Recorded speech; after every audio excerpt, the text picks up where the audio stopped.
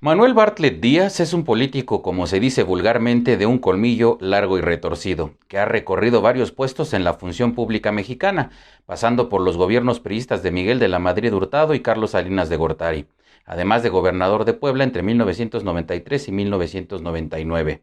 Para luego llegar al Senado en el año 2000, por supuesto todo lo anterior cobijado por su entonces partido, el PRI. Para las nuevas generaciones y para quien no tenga muy claro el contexto, tras años de estar vinculado al partido tricolor, en 2006 se distanció del Partido Revolucionario Institucional y de manera implícita pidió a los priistas dar su voto útil para las elecciones presidenciales al candidato en aquel entonces del PRD, Andrés Manuel López Obrador. Recordemos que después de perder las elecciones presidenciales en ese 2006, López Obrador ha calificado los resultados de aquella elección desde entonces como fraude.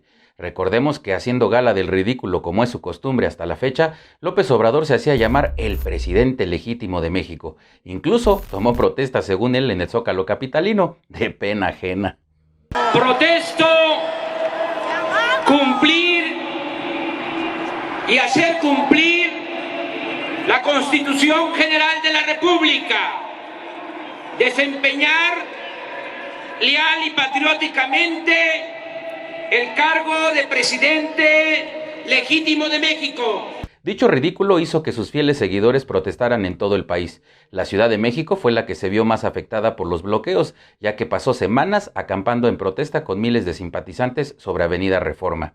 Pero volviendo al tema central, en 2012 Manuel Bartlett fue elegido senador por el grupo parlamentario del Partido del Trabajo, cargo en el que estuvo hasta julio de 2018, cuando el electo presidente Andrés Manuel López Obrador lo nombró nada más y nada menos que director general de la Comisión Federal de Electricidad. Cuando López Obrador propuso a Bartlett Díaz como director de la CFE, muchos salieron a criticar esta nominación debido al historial político del funcionario. ¿Pero cómo? Y lo pregunto por lo siguiente. Más allá de haber militado por muchos años en el PRI, a Bartlett Díaz se le recuerda por la famosa caída del sistema en 1988, cuando él se desempeñaba como secretario de Gobernación. Las presidenciales de ese año eran entre el candidato del PRI, Carlos Salinas de Gortari, y Cuauhtémoc Cárdenas. Ese año era la primera vez que se implementaba en el país los resultados preliminares, y para ese momento los resultados de los distritos electorales eran informados vía telefónica a la Comisión Federal Electoral. Entonces, cuando el candidato Cuauhtémoc Cárdenas tenía la delantera, Bartlett Díaz dijo que se habían presentado dificultades en la recepción de la información y por ello no podían entregarse los resultados electorales inmediatamente. La frase caída del sistema, por cierto, fue acuñada por el panista Diego Fernández de Ceballos.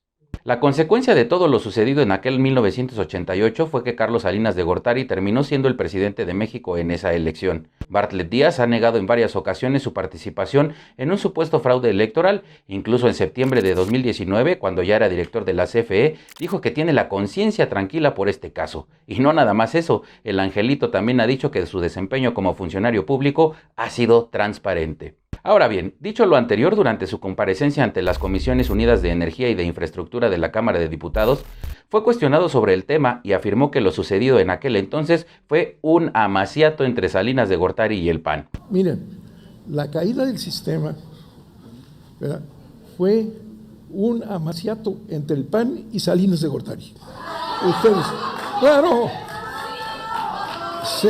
así fue, un amaciato entre Salinas de Gortari. Orden a la asamblea, por favor, no. Frase que retumbó en todos los medios de comunicación, por supuesto, y ya ni decir entre la oposición. El amaciato es un término que se utiliza para describir la situación de dos personas que viven juntas y mantienen una vida sexual sin estar casadas entre sí, por lo que el director de la CFE lo utilizó metafóricamente para referirse a la unión entre el exmandatario priista y el PAN. Planteado todo lo anterior, las preguntas son inevitables.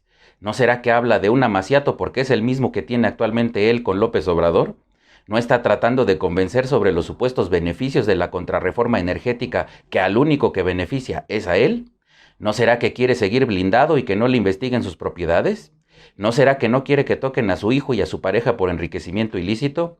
¿No será que le preocupa que el gobierno de Estados Unidos vaya a pedirle cuentas por el asesinato de Kiki Camarena? No cabe duda que ese es un funcionario honesto, que se prestó para el fraude electoral de 1988. Ahora cree que con esa declaración se lava las manos. ¿Esa es su calidad moral? Así educó a sus hijos a joder al país vía la política. Ese que juró ser priista hasta la muerte. Una basura de persona, de político y de funcionario. Eso sí, con mucho poder y dinero del pueblo. Lo que me lleva a una última pregunta. ¿Qué le deberá López Obrador a este impresentable, tan cínico como su encubridor? Creo que cada vez es más obvio que Manuel Bartlett es parte de esa camarilla de sinvergüenzas, saludos Enrique, que mediaron y negociaron para que al desquiciado de Andrés Manuel López Obrador le fuera reconocida su victoria electoral siempre y cuando miembros del PRI y elementos clave como él quedaran blindados durante el sexenio. El precio, nada más y nada menos que su legitimización de su fortuna y la entrega de la industria eléctrica nacional. Buen negocio, ¿no? Está tratando de cubrirse y aprovecha el discurso del viejo guango para culpar a los enemigos comunes. Adolfo Hitler dijo que para que el pueblo te crea hay que identificar un enemigo común y a ese culparlo de todo. Y el remedo de presidente junto con Bartlett y otros tantos, sí, esos de la lista negra de la 4T, eso han hecho en toda su gestión. El neoliberalismo, los conservadores, los fifís, la clase media, los de la Colonia del Valle, los científicos, la UNAM, todos no son más que eso, una herramienta para manipular solovinos croqueteros, también identificados por el mismo López Obrador como nacos y sus mascotas. No lo digo yo, mis nada estimados prófugos del ácido fólico, lo dijo su adorado emperador bananero. Muchos ciudadanos, 2.500.000 ciudadanos, que yo llamo cariñosamente los solovinos, que sin ser acarreados fueron a darnos su apoyo. ¿Y quiénes son los nacos? Pues los integrantes del pueblo. Es atender a la gente humilde, a la gente pobre. Esa es la función del gobierno.